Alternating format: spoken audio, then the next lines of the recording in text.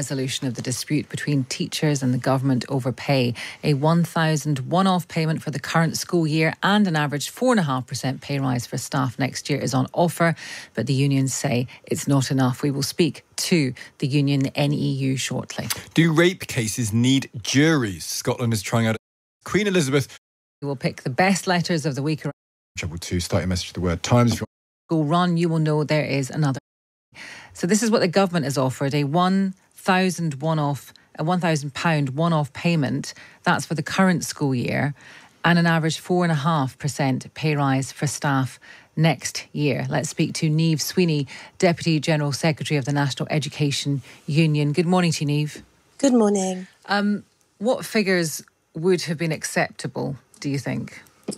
Well, what is important is that 98% of our members said that that offer wasn't good enough. But not only did our members reject it, but also members of ASCL and NAHT, the Head Teachers Union.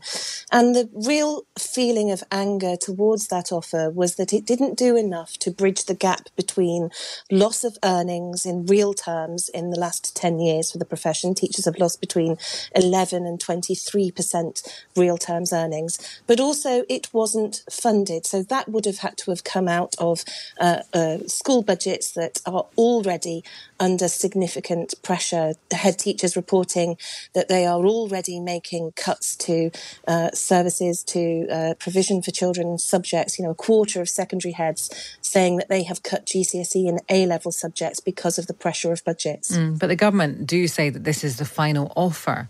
So what's that going to mean in terms of strikes? I'm hearing this morning that there's going to be more in June and July.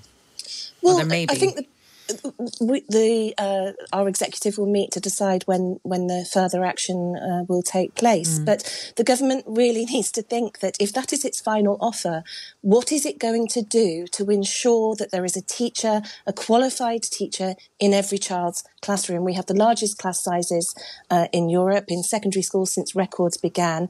Teacher vacancies are up 93% on pre-pandemic figures, and the recruitment of new graduates into the profession is also down this year. So if the government is saying that that is enough, that's all teachers are worth, it is going to have a serious and even bigger crisis in education. And parents recognise that. Parents know that they're in primary schools, that schools are finding it difficult to recruit permanent teachers, and classes are having 2 or 3 short-term teachers to fill gaps. I'm talking to school teachers and leaders last night, and they were trying to trade vacancies, teachers saying that they've got no DT teacher, no geography teacher, no RE teacher, no dance teacher. And this is having a significant impact on this generation of young people. And education, working in education, should be and is one of the best professions. The government needs to look at why people are leaving and why people aren't joining it. The government say that, of course, they would say it's a reasonable offer, and they say that school funding is increasing in real terms. Well, school funding, GDP spend on education is down from 5.8% to 4.3% since 2010. And the government is somehow trying to say that school funding will be back to 2010 levels by 2024-25. And they're saying that like it's a good thing. We think that that's really bad.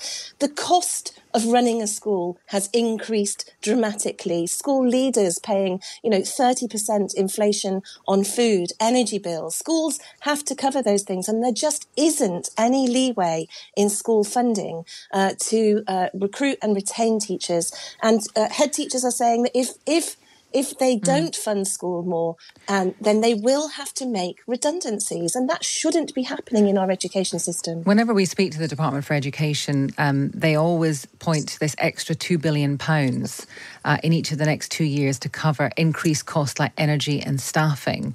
And they say that school funding is set to rise faster than forecast inflation, both in this school year and the next. Well, when they talk about that extra $2 billion, they talk about the average school. Well, there is no average school. So schools that are providing additional support for children with SEND are seeing huge increase costs for supporting children with speech and language therapy, with physical therapy, with mental health support. The government needs to really sit down and talk to head teachers about their budgets. Head teachers saying that they will enter a deficit budget if school funding is not increased. And, the Chancellor, when he launched his autumn statement, talked about employment and education.